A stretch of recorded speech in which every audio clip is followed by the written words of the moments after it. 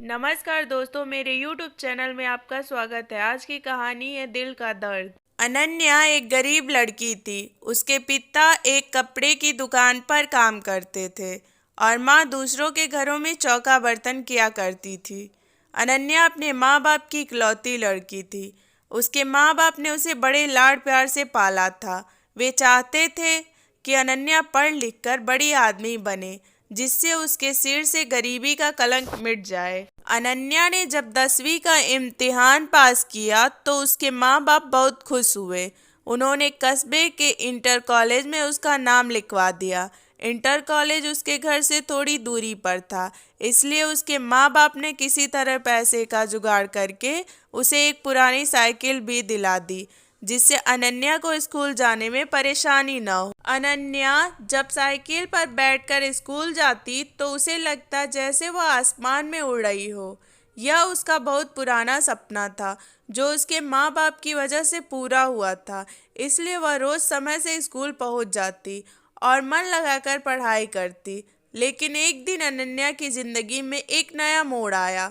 दोपहर का समय था। स्कूल से छुट्टी होने पर उसने अपनी साइकिल ली और घर की ओर चल पड़ी। लेकिन अभी वह थोड़ी दूर ही पहुंची थी कि पीछे से आती एक बाइक उसके बगल से गुजरी। बाइक को जो लड़का चला रहा था वह उसका हम उम्र ही था।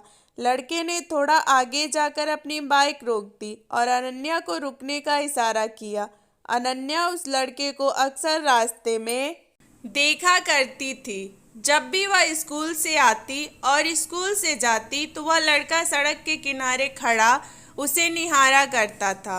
शुरू शुरू में उसे देखकर अनन्या को बहुत गुस्सा आता था, लेकिन धीरे धीरे वह उसे अच्छा लगने लगा था। इस तरह से रास्ते में रोके जाने से अनन्या घबरा सी गई। पहले उसका मन हुआ कि वह अपनी साइकिल आगे बढ़ा दे, लेकिन फिर न जाने क्या सोचकर उसने अपनी साइकिल में ब्रेक लगा दिया। वह लड़का अनन्या के पास आ गया और धीरे से बोला, मेरा नाम सुमित है। मैं रोज आपको स्कूल जाते हुए देखता हूँ। अगर आप बुरा न माने तो मैं आपसे कुछ कहना चाहता हूँ। सुमित ने अपनी शर्ट की जेब से एक गुलाब की कली निकालकर उसके हाथ में रख दी और उसकी मुट्ठी बंद करते हुए बोला, मैं तुमसे बहुत प्यार करता हूँ। उठते बैठते सोते जागते हर समय बस तुम्हारे बारे में सोचा करता हूँ। मुझे कुछ भी अच्छा नहीं लगता। सुमित और भी बहुत कुछ कहना चाहता था, पर अनन्या ने उसके ओठों पर हाथ रखकर उसे चुप करा दिया। क्या मेरा प्यार कबूल है? उस लड़के ने अनन्या की आंखों में आंखें डालकर पूछा। अनन्या शर्मा गई। उसने चुपचाप हाँ में अपनी गर्दन हिलाई और साइकिल पर बैठकर तेज तेज पैडल चलाती हुई अपने घर को चली गई। इस तरह अनन्या और सुमित में बातचीत की शुरुआत हो गई। सुमित रोज उसके लिए कोई न कोई गिफ्ट लाता और उसके लिए जीने मरने की कस्में खाता। उसकी बातें सुनकर अनन्या दीवानी हो जाती और सपनों की दुनिया में खो जाती। एक दिन सुमित ने अनन्या से कहीं घूमने चलने का आग्रह किया। पहले तो अनन्या ने हल्का सा ना नुकुर किया, लेकिन तैयार हो गई। उस दिन अनन्या बहुत खुश थी। वह समय पर उस जगह पहुंच गई जहां पर सुमित ने उससे मिलने के लिए कहा था। सुमित ने अनन्या की साइकिल को एक दोस्त की दुकान पर खड़ी कर दी और अनन्या को बाइक पर बैठाकर चल पड़ा। सुमित अनन्या को लेकर नदी के पास पहुंचा। वहां पर उसने अपनी बाइक खड़ी कर दी और दोनों लोग घास पर बैठकर बातें करने लगे। सुमित ने अनन्या से एक दो बातें की, फिर वह उसके करीब आ गया और उसके चेहरे से खेलने लगा। धीरे धीरे अनन्या पर एक नशा सा छाता चला गया। शायद वह सुमित के मन की बात समझ नहीं पाई, इसलिए उसने अपने आप को सुमित के हवाले कर दिया। दोनों लोग एक दूसरे के प्यार में खो गए और दो जिस्म एक जान हो गए। अभी वे दोनों लोग ठीक से नॉर्मल भी न हो पाए थे कि तभी वहां पर 3 लड़के आ गए। उन्हें देखकर अनन्या हक्का बक्का रह गई और जल्दी जल्दी अपने कपड़े सही करने लगी।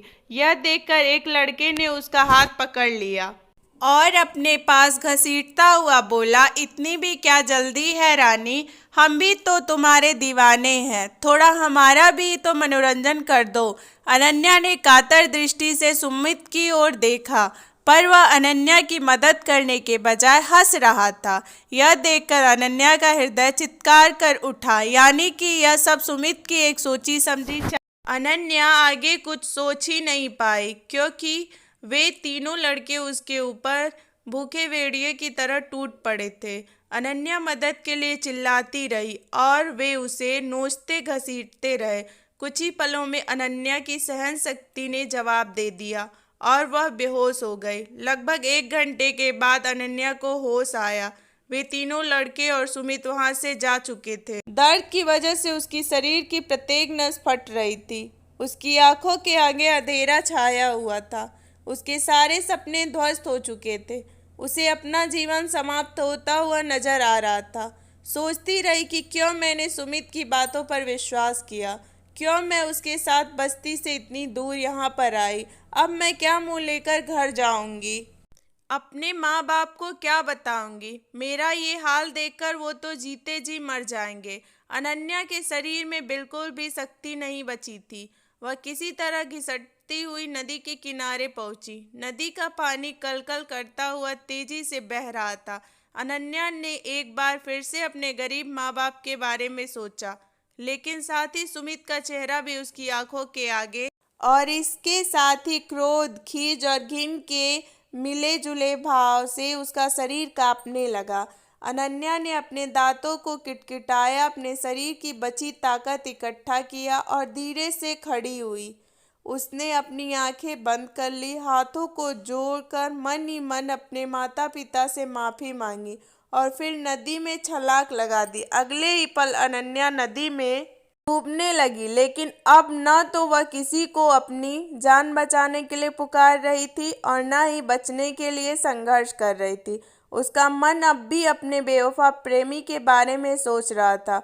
वह सोच रही थी, क्यों मैंने उसकी बातों पर इतना एतबार कर लिया, क्यों मैंने उससे अंधा प्यार किया, क्यों मैं उसकी नीयत को समझ नहीं पाई। अगर मैं ऐसा कर पाती तो शायद आज ये दिन नहीं आता। और फिर वह नदी की गहराई में डूबती चली गई।